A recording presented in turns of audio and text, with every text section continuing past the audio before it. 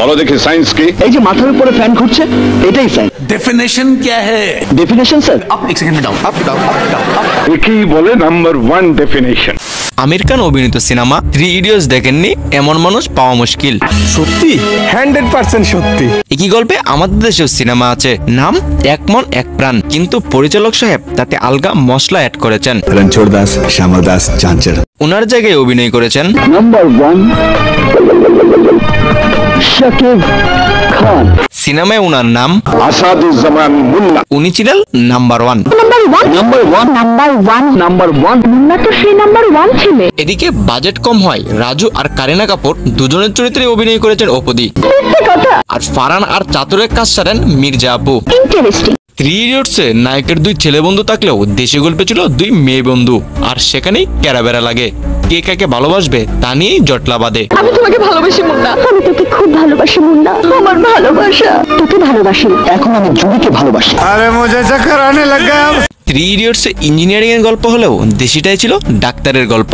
এই সব জিনিস কাটিং টু ফিটিং করলেও কিছু জিনিস বাদ দিয়েছেন, যেমন প্রিন্সিপালের বাসার সামনে মূত্র বিসর্জন, পাদুর গন্ধ, গোপন জায়গায় শক লাগা, শিশি খাওয়া, প্রশ্নপত্র চুরি করা ইত্যাদি ইত্যাদি। 3 ইডিয়টসে কলম দেওয়ার সিনটা ছিল অনেক আবেগপ্রবণ। এছাড়া রাজুর সুইসাইডের পর ওনাকে নিয়ে হাসপাতালে যাওয়া, বহুদিন পর বন্ধুকে খোঁজা, বিনা দাওয়াতে বিয়ে বাড়িতে দাওয়াত খাওয়া, হোস্টেল বয়কে স্কুলে ভর্তি করা, এই সিনগুলো আমাদের দেশি ভার্সনে ছিল না। এগুলো বাদ দেওয়া হয় কারণ আমাদের সিনেমায় আবেগ অ্যাড করা হয় না, অ্যাড করা হয় আলগা পিরিত।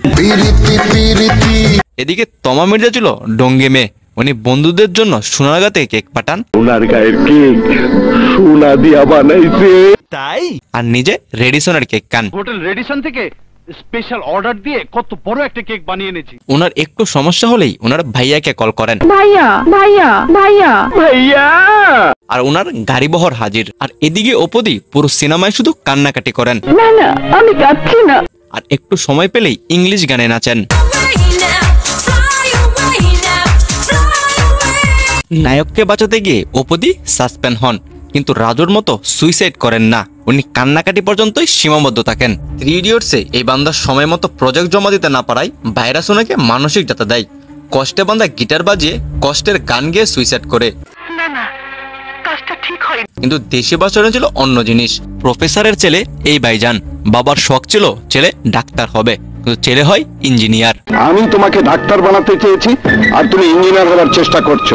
বান্দা একদিন একটা জিনিস নিয়ে এসে বলে, দারুণ যন্ত্র আবিষ্কার করেছি, এই দেখো। ইন্টারেস্টিং। এই যন্ত্রটা ইলেকট্রিক ডিভাইসের সাথে সেট করলে তেলের খরচ অর্ধেক কমে যাবে। মিথ্যে কথা, তুই মিথ্যে বলছিস। কিন্তু বাপজান পাত্তা দেয় না, উল্টো জিনিসটা ছুঁড়ে ফেলে দেয়।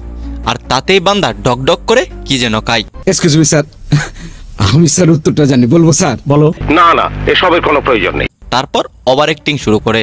ওভার অ্যাক্টিং এর কারণে তাকে হাসপাতালে ভর্তি করা হয়। ঠিক আছে ঠিক আছে।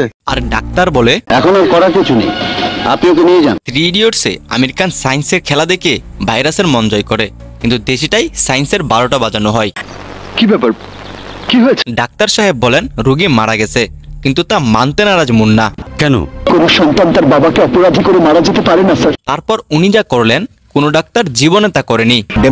প্রথমে উনি রনির আবিষ্কার করা যন্ত্রটি হাতে নিয়ে আবেগী কথা বলেন, কিন্তু তাতে কাজ না হয় তিনি রনিকে বকে দেন।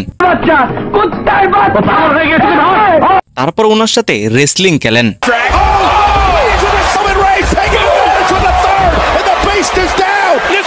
আর অবিশ্বাস্যভাবে মরা মানুষ জ্যান্ত হয়। বাট হাউ ইট পসিবল জানি না বড় মালিক। আর এই কাজের জন্য মুন্না ভাই কলম পায়, ওনার বন্ধুরা ওনাকে নিয়ে ফুর্তি করেন,